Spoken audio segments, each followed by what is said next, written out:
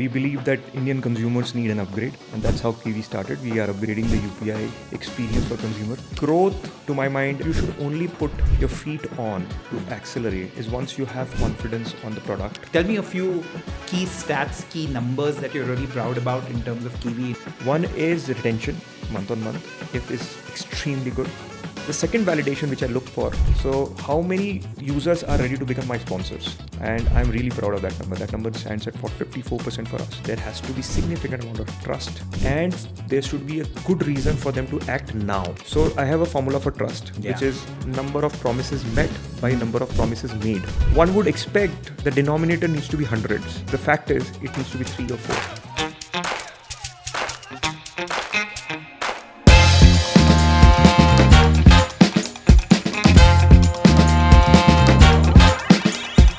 Hello everybody and welcome to yet another episode of Let's Talk Scale.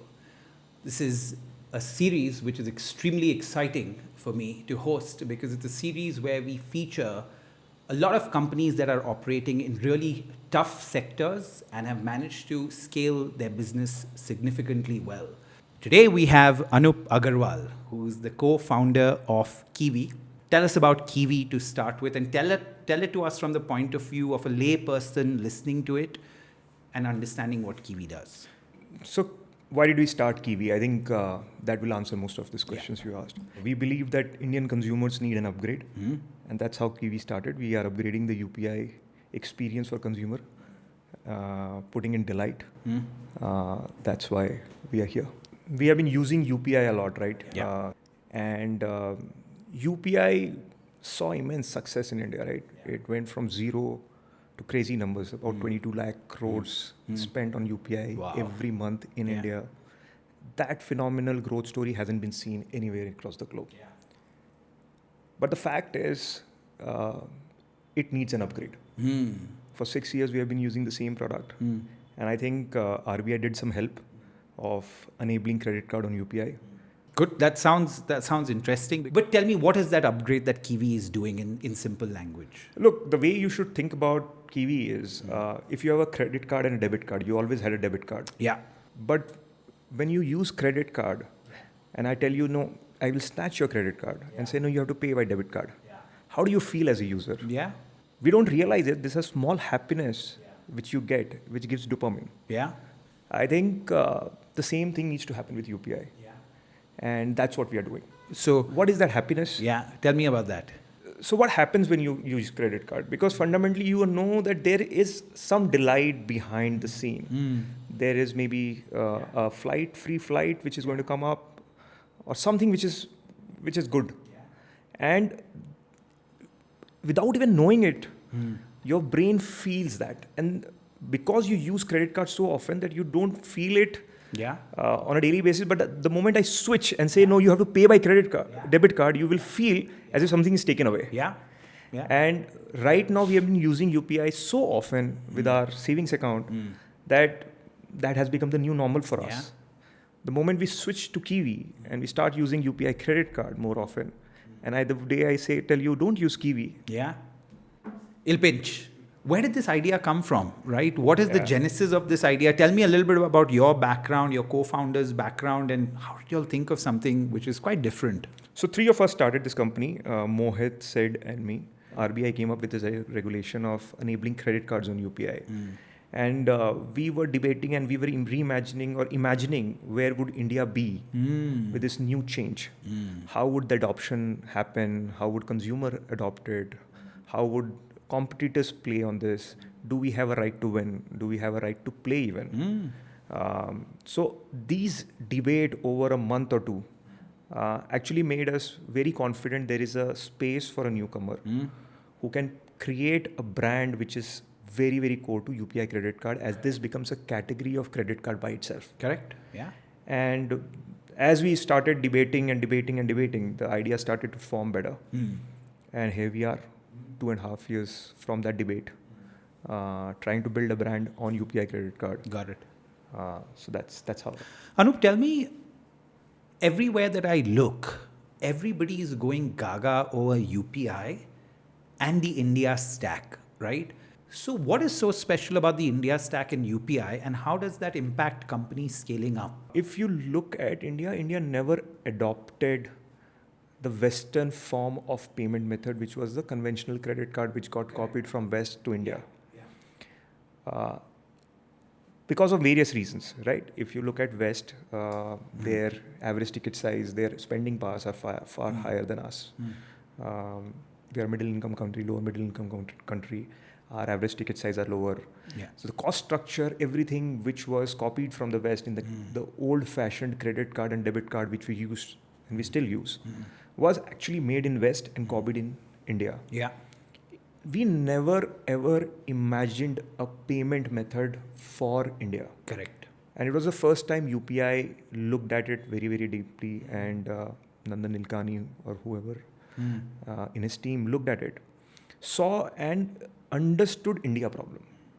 If you look at acceptance, ultimately, if for you to pay, somebody needs to accept. With the conventional credit card, the acceptance is very, very limited. Correct. Out of the 40 transactions which I spoke about, Yeah. on an average, people are making in a month, 80% of that is small payments to the sabzi wala, the vendor, the newspaper wala, all of those, and it was never meant to solve those problems. Correct. The form factor or the tech stack which we built in the West, or whoever built in the West, just copied here, was never solving that particular problem. Yeah. So this is another example of first principle thinking to my mind, whoever did it. Yeah. Thought about India problems, how will it get solved, and built a stack, and now we are reaping benefits out of it. How difficult is it to build a consumer brand in India, scale it up, and especially in an area which is UPI affiliated? Everybody was asking this question, that you have these two large giants, Google Pay, Phone Pay, capturing 90% of the UPI volumes, just 22 lakh crores, so 90%, 18 lakh crores getting spent over these two apps combined. It's crazy numbers. Yeah. And a scale of even 1,000 crore is a large scale. Yeah. But when you put in perspective of 18 lakh crore, which is getting spent on a monthly basis, 1,000 crore seems so small a number. So once you start putting 1,000 crore number against 18 lakh crore, it looks small, right? So if you leave that comparison apart, and you figure out what is your playbook, Correct. And I think there is space. Correct. You cannot chase 18 lakh crores, because what we have realized in last 2 years, there is a lot of habit building which has happened in these two apps. And these two apps are doing a great job on their product. So it's not easy to win against them until unless you have a very clear positioning as to why you are better than in some aspect compared to them. Correct. The good thing is people are adopting to Kiwi. And we have realized that consumers, the moment they feel the delightfulness of using the app, the retention rates goes up. Got it. So our retention rate is through the roof. We are talking about 99+% of retention rate month on month. Correct. Spending is increasing. So what we realized is it's not that hard to change the muscle memory which gets built on a particular app, and we have proven it out. How do you break that habit and get them hooked on to something else? So there is science and psychology both. Tell us both.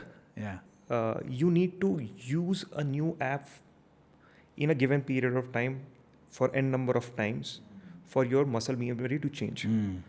So the question what is that n in terms of number of transaction, and what is that n in number of days? Okay. What is the n? So n in number of transaction is 10. Is 10. Okay. And n in number of days is 15. Okay. If you get that right, Yeah. you have broken the muscle memory habit of the previous app, Got it. with a decent probability of the 11th transaction happening on your app. Got it. So there is this science behind it, and we did a lot of tests to figure this out. And what makes this 10 transaction happen in 15 days is basically the dopamine which I said. You need to create a dopamine effect on your app, which the consumer gets it on your app. Most likely he's not going to remember the next time he's going to transact, because the muscle memory will force him to use the other app.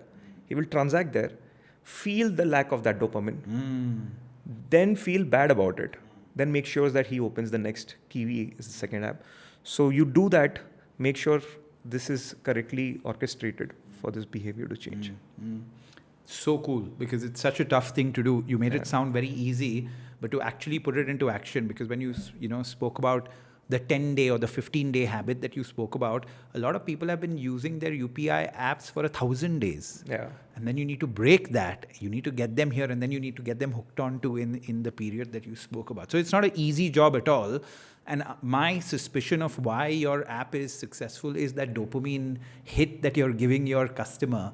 And it's dopamine for good reason, right? Yeah. It's for good reason because they're actually getting value out of it. They're Correct. being able to see the value Yeah. out of it. And that's why they're possibly sticking. Tell me a few key stats, key numbers that you're really proud about in terms of Kiwi, in terms of how many users.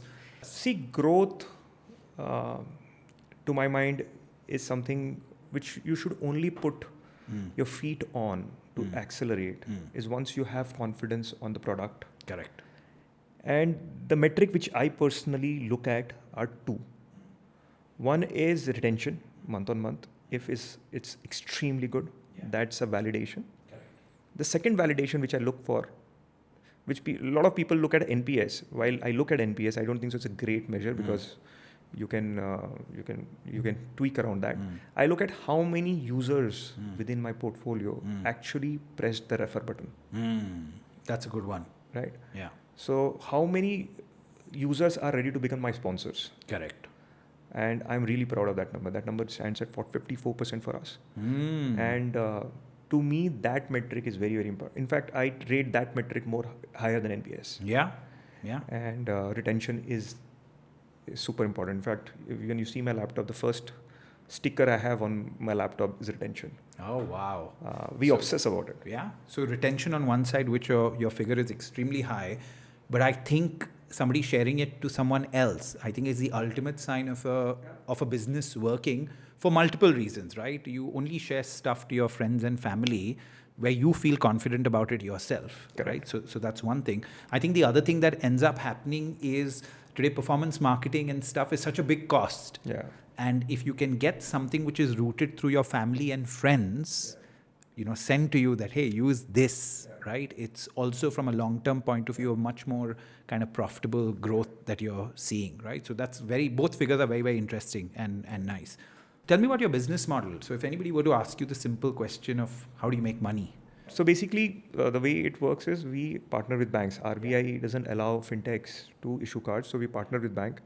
So and credit card today, if you look at credit card as a product, it's one of the most profitable products. Correct. In financial services. Got it. So we partner with bank. We have bilateral arrangements with them where we share revenue, and that's how we make money. That's a simple way in which you make money. Yeah. What have been some of your biggest challenges in terms of scaling, right? Because yours is a business that if it doesn't scale, it doesn't work. A good product should scale. That doesn't happen. What we realize for the consumer, it's just another product. Correct. And they are not updated to anything. Their life is just going on. Yeah. And for them to change something, there has to be significant amount of trust that is going to be significantly better, and there should be a good reason for them to act now. What is now? Why should they act now?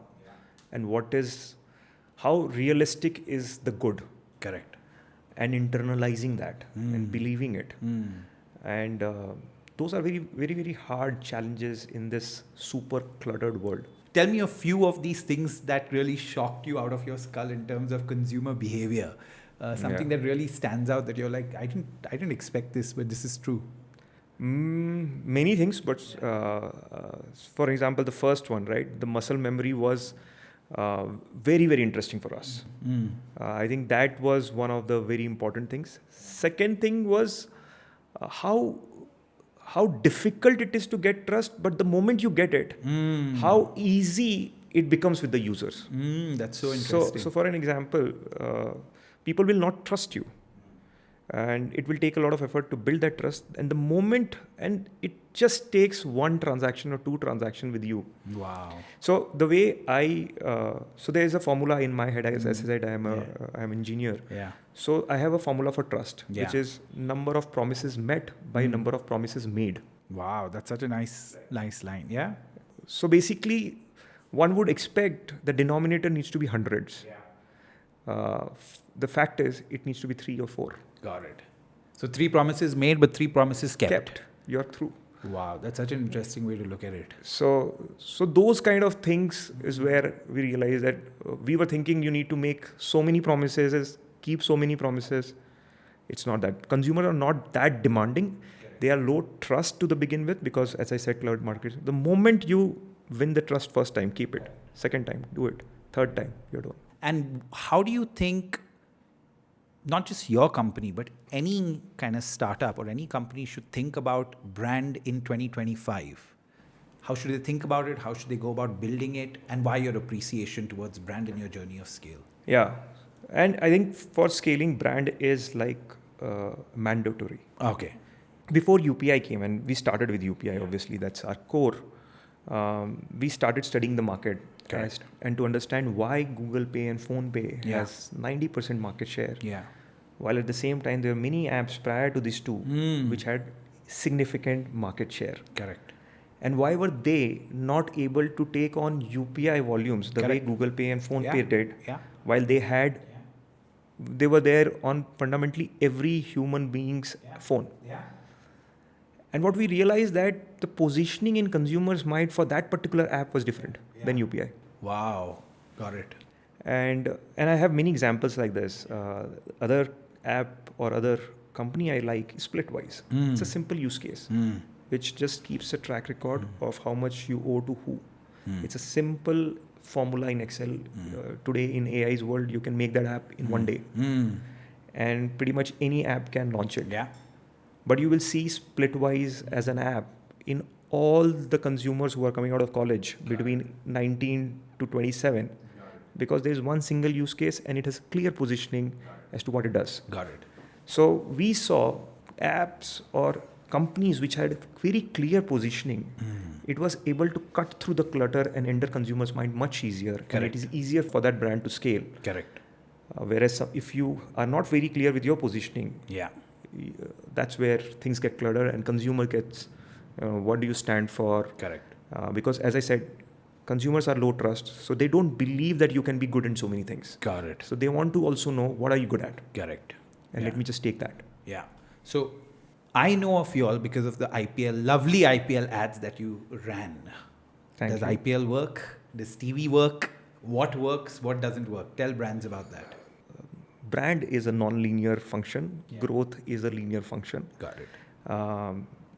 So I think today, if you look at many high-stature brand building exercise or any IPL stands out as one of the mediums where if you're there, you borrow trust from IPL. Yeah. People do it with Shah Rukh Khans of the world to build that trust. It's a borrowed trust at the end of it, right?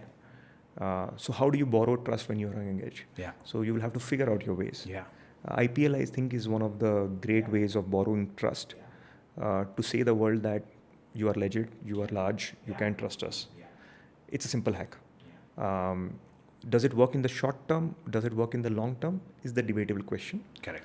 I think long term we are yet to see.